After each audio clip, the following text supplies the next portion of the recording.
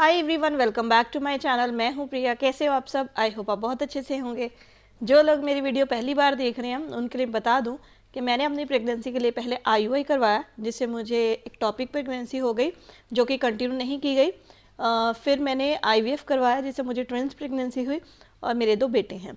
जो भी एक्सपीरियंस है इस पूरे ट्रीटमेंट का, वो मैं वीडियो के थ्रू यहाँ पे आपके साथ शेयर करती रहती हूँ। तो आज की वीडियो होने वाली है जो मैं पहली लाइन बोलती हूँ कि एक्टॉपिक प्रेगनेंसी हो गई मुझे। ये एक्टॉपिक प्रेगनेंसी क्या होती है इसके बारे में आज मैं आपको बताने वाली हूँ। देखिए, नॉर्मल होती तो ये प्रेगनेंसी ही है, लेकिन जब ठीक प्रेगनेंसी मानी जाती है वो होती है यूट्रस में, यानी कि हमारे बच्चेदानी में। वो बच्चेदानी का काम ही यही है कि उसमें हमारी प्रेगनेंसी हो, हमारा बेबी रहे। जो एक्टॉपिक प्रेगनेंसी होती है वो यूट्रस में ना होकर, यानी कि बच्चेदानी में ना होकर उसके कहीं बाहर या फिर उसके आगे पीछे, या फिर हमारी सबसे मेन जो चीज़ होती है उसको एक्टॉपिक प्रेगनेंसी ज़्यादातर ट्यूब में हो जाती है, जो हमारी फेलोपियन ट्यूब्स होती हैं, जिसमें हमारा जो है एम्ब्रियो बनता है नेचुरल तरीके से। वहाँ पे अगर आपकी जो प्रेगनेंसी हो जाती है उसको एक्टॉपिक प्रेगनेंसी बोलते हैं। अब जब मेरी एक्टॉपिक प्रेगनेंसी हुई थी तो नॉर्मली होता कैसे है, जब भी कोई प्रेग्नेंट होना चाहता है या फिर कोई कंसीव करना चाहता है, नो पापा को देके आओ। जब भी कोई कंसीव करना चाहता है तो इंटरकोर्स करते हैं, तो जो स्पर्म होते हैं वो वजाइना के थ्रू यूट्रस में जाते हैं। फिर जो एक हेल्दी स्पर्म होता है वो आगे जाता है और ट्यूब में जो हमारा ओवरी से एग निकला होता है, एग का और स्पर्म का जो फॉलिपिन ट्यूब होती है उसमें जो है मेल होता है। और 5 से 6 दिन के बाद जो यूट्रस जो हमारी एम्ब्रियो होता है वो नेचुरली अपनी हमारी जो फैलोपियन ट्यूब होती है उससे निकलकर यूट्रस में आके बैठ जाता है।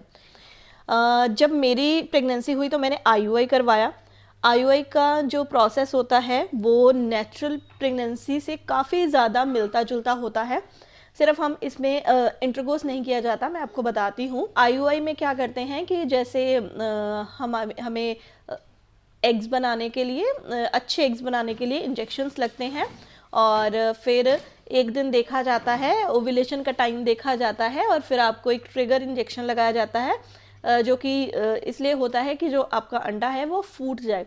और जब वो आपका ओव्यूलेशन का टाइम होता है उस टाइम पे जो आपका पार्टनर होता है उसके स्पर्म लिए जाते हैं, उसको लैब में अच्छे से वॉश किया जाता है। बना लूँ एक वीडियो, बना लूँ एक। तो वॉश करने के बाद जिस दिन डॉक्टर को लगता है कि ट्रिगर इंजेक्शन लगा दिया है और उसके 30 या 32 घंटे के अंदर अंदर आपको एक बहुत ही पतली सी कैथेटर के साथ जो स्पर्म होता है आपके पार्टनर का वो आपकी वजाइना में इंसर्ट किया जाता है। इसमें कोई पेन नहीं होती है, कोई दर्द नहीं होती है, कुछ नहीं। मतलब आपको बहुत ही पता भी नहीं चलता, थोड़ा सा अनकंफर्टेबल आप फील कर सकते हो, लेकिन आपको दर्द नहीं होती है। तो मैंने भी जब आईयूआई करवाया तो पहले तो मुझे नॉर्मली मेरा कंसीव नहीं हुआ। मुझे जो मेरी डेट थी उस टाइम पे मेरे पीरियड्स आ गए, लेकिन उसके 15 दिन बाद मुझे सुबह मॉर्निंग में स्पॉटिंग नहीं बोल सकते, प्रॉपर ब्लीडिंग टाइप मुझे फील हुआ सुबह सुबह 8 साढ़े 8 के बीच में। तो मैंने कहीं से सुना हुआ था कि कई बार प्रेगनेंसी होती है और साथ में ब्लीडिंग या स्पॉटिंग हो सकती है। मेरे पास पहले ही यूरिन किट जो चेक करते हैं जिसमें प्रेगनेंसी, वो पड़ी हुई थी। तो मैंने क्या किया कि सुबह मैंने कहा चलो एक बार मैं टेस्ट करके देखती हूँ, क्या पता मैं प्रेग्नेंट ही ना हूँ। मैं खुश हो गई और जब मैंने टेस्ट किया तो मैं सच में प्रेग्नेंट थी। और मेरी तो खुशी का ठिकाना नहीं रहा कि मैं तो इतना रोध हो रही थी 15 दिन पहले कि मुझे प्रेगनेंसी नहीं हुई है, लेकिन ये तो हो गई। फिर मैंने अपने हस्बैंड को बताया तो उन्होंने डॉक्टर को फ़ोन किया, तो डॉक्टर को कुछ पता होगा, उनको भी ऐसा नहीं होता या जो भी है। तो उन्होंने कहा कि आप जल्दी से हॉस्पिटल आ जाओ। Sorry for the disturbance. तो उन्होंने कहा कि आप जल्दी से हॉस्पिटल आ जाओ। तो जब मैं हॉस्पिटल गई, उन्होंने वहाँ पे भी यूरिन टेस्ट किया, तो मैं उसमें भी मेरा प्रेगनेंसी ही आ रही थी। फिर उन्होंने मेरा अल्ट्रासाउंड किया, जिसमें उनको यूट्रस में कुछ दिखाई नहीं दे रहा था, अभी कुछ नहीं लग रहा था, मैं प्रेग्नेंट नहीं लग रही थी। फिर काफ़ी टाइम लंबा, मेरा बहुत लंबे टाइम तक मेरा जो अल्ट्रासाउंड चला, फिर भी उनको कुछ नहीं पता चला। फिर एक और डॉक्टर आए, उन्होंने अच्छे से चेक किया, अल्ट्रासाउंड दोबारा किया, फिर उनको जैसे शक हुआ या जो भी आप बोल सकते हो, मुझे नहीं पता, अब उन्होंने मुझे बताया भी नहीं। उन्होंने बस ये कहा कि तुम्हें एक्टोपिक प्रेगनेंसी हो गई है, जो कि हम कंटिन्यू नहीं करेंगे। तो फिर हमने पूछा कि वो क्या होती है, तो उन्होंने तब बताया कि जो प्रेगनेंसी होती है, वो जो हेल्दी प्रेगनेंसी है वो यूट्रस में होती है। यूट्रस के बाहर कहीं भी प्रेगनेंसी हो जाए, कहीं भी जो है वो एम्ब्रियो पड़ा रहे, वो आपकी ट्यूब में भी हो सकता है, वो यूट्रस के कहीं भी बाहर हो सकता है। अगर वैसी कोई सिचुएशन होती है तो उसको कंटिन्यू नहीं किया जाता, इसको हम जो है एक्टोपिक प्रेगनेंसी बोलते हैं। तो उन्होंने कहा कि अभी तुम्हारी बहुत अर्ली स्टेज है, तो इससे क्या होता है, इससे आपकी जो उसमें बच्चा जैसे कई बार पता नहीं चलता ट्यूब में, तो वो ग्रोथ होती रहती है और इसमें ट्यूब फटने का डर होता है, और जब ट्यूब फटती है तो लेडी की डेथ तक हो सकती है। इतना बड़ा रिस्क होता है एक्टोपिक प्रेगनेंसी का। तो आजकल तभी बहुत जल्दी से ही जो डॉक्टर हैं वो अल्ट्रासाउंड कर लेते हैं, ताकि वो देखते हैं कि जो बच्चे की एक जगह है वो सही जगह पे, उसको ही कंटिन्यू किया जाता है। तो उन्होंने कहा कि अभी आपकी बहुत अर्ली स्टेज है, तो इसमें हम आपको इंजेक्शन लगाएंगे ताकि आपकी जो प्रेगनेंसी है वो क्लियर हो सके, आपको पीरियड्स आ जाएंगे खुल के, आपकी प्रेगनेंसी क्लियर हो जाएगी। तो उन्होंने फिर मेरा पहले एक ब्लड टेस्ट किया, बीटा-एसटीजी उन्होंने किया, उन्होंने उसका लेवल देखा, उसके बाद उन्होंने मुझे इंजेक्शन दिया। वहीं पे मुझे फिर पीरियड, जैसे मुझे फ्लो मेरा काफ़ी ज़्यादा तेज़ हो गया। फिर मैं शाम तक वहाँ रही, शाम या 2-3 बजे तक, पता नहीं शाम तक, मुझे इतना क्लियर याद नहीं है।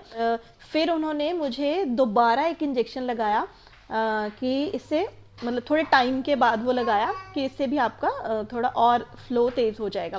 फिर उन्होंने मुझे बोला कि आप 1 या 2 दिन के बाद फिर आना, हम आपका ब्लड टेस्ट करेंगे, यानी कि बीटा-एसटीजी का उन्होंने लेवल देखना था। तो फिर मैं दोबारा गई, जैसे 24 अगले दिन गई थी, पता नहीं उससे अगले दिन गई थी, मतलब गई थी मैं, मुझे क्लियर नहीं है इतना।